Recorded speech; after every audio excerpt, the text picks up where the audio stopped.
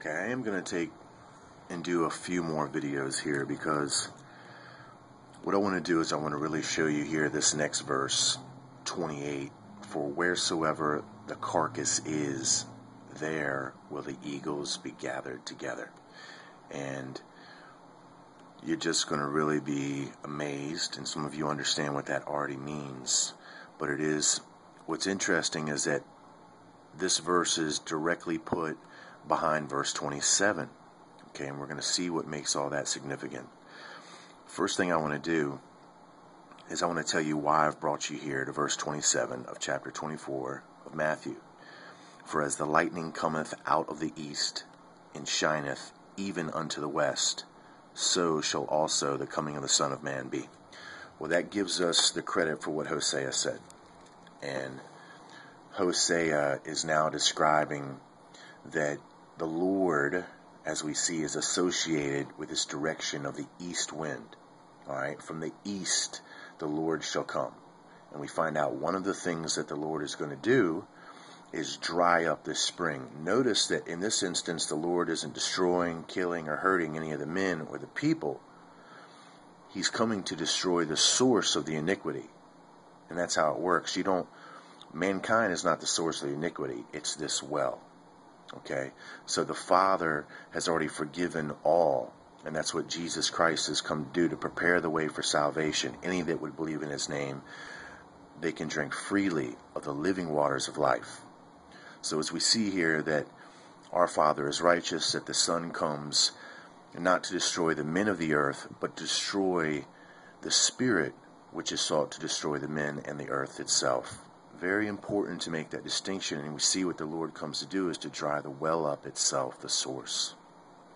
So as we can see here that the Lord is associated as coming from this east. Now, the next thing that I would like you to associate is that this fruitful well is connected to Ephraim.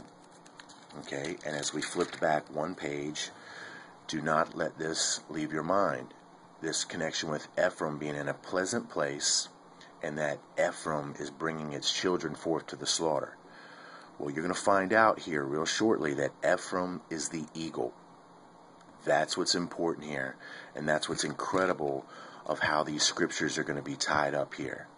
So at this point, we need to know that Hosea is talking about the Lord coming from the east, and then now we can understand this scripture better as it concerns these eagles underneath. So, for as the lightning cometh out of the east, and shineth even unto the west, so shall also the coming of the Son of Man be. For wheresoever the carcass is, there will the eagles be gathered together. Now, what's important to understand here is that the carcass and these eagles being gathered together is something that happens before the coming of the Lord. And the description of verse 27 is basically saying that this is the way that the Lord is going to come. And then the description in 28 is describing, in a sense, the scene or the events of which He arrives to. For wheresoever the carcass is, there will the eagles be gathered together. So in essence, we see that the Lord is going to return after this great sacrifice. And if we look through Revelation and we look through the timeline of these eagles in this great supper, you're going to find out that that's exactly correct.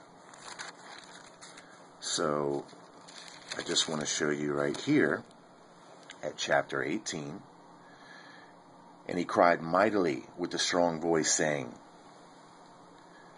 Babylon the Great is fallen, and has become the habitation of devils, the hold of every foul spirit, and a cage of every unclean and hateful bird. So as we see that once Babylon falls, as I told you, it's the sacrifice, the second cup. We see the reference to the birds.